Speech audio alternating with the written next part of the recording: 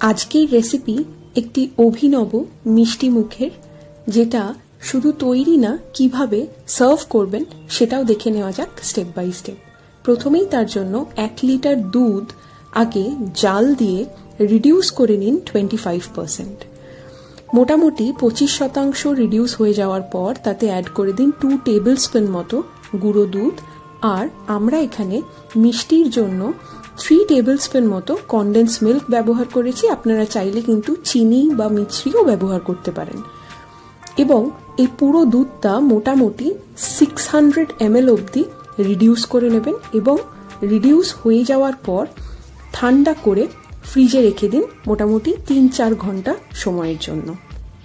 এবার খোয়া ক্ষীর ফ্রিজে রেখে গ্রেট করে নেবেন 2 টেবিল স্পুন গুঁড়ো দুধ আর 1 টেবিল স্পুন কনডেন্স মিল্ক একসাথে মেখে নিন। খোয়া ক্ষীরটা কিন্তু যদি ফ্রিজে না রাখেন সেক্ষেত্রে গ্রেট করতে পারবেন না এবং সেটা স্টাফিংয়ে পরে অসুবিধা হবে। লিচুর খোসা ছাড়িয়ে নিন।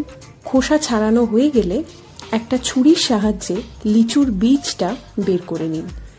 বীজটা বের করা হয়ে গেলে এর পরেতে খোয়া ক্ষীর, গুঁড়ো দুধ আর কনডেন্স মিল্কের যে মিশ্রণটা রেডি করে, স্টাফিংটা রেডি করে রেখেছিলেন, সেটা দিয়ে লিচুর ভেতরে এইভাবে স্টাফিংটা অ্যাড করে লিচুটাকে বন্ধ করে দিন।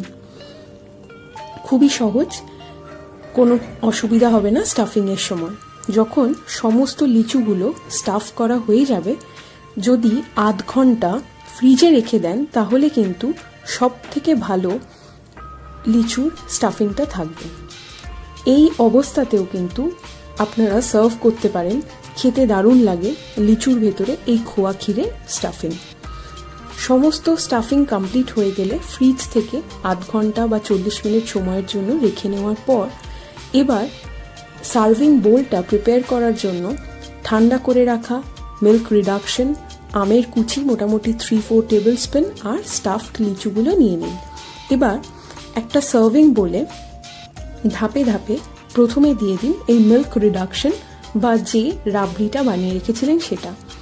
তাতে অ্যাড করে দিন 1/2 টেবিল স্পুন থেকে 1 টেবিল স্পুন মতো কুচনো আম, আর তার মধ্যে বসিয়ে দিন স্টাফ করা লিচুর পিসগুলোকে। আপনাদের সার্ভিং বোল যতটা বড় সেই অনুযায়ী এই লেয়ারগুলোকে রিপিট করবেন। খুবই সহজ। আমরা এখানেতে লিচুর 2টো লেয়ার রেডি করেছি। প্রথমে লিচুগুলোকে বসিয়ে তার ওপরে আরেকটু মিল্ক রিডাকশন ছড়িয়ে আবার সেম প্রসেসটাকে আরেকবার রিপিট করে নেওয়া হয়েছে।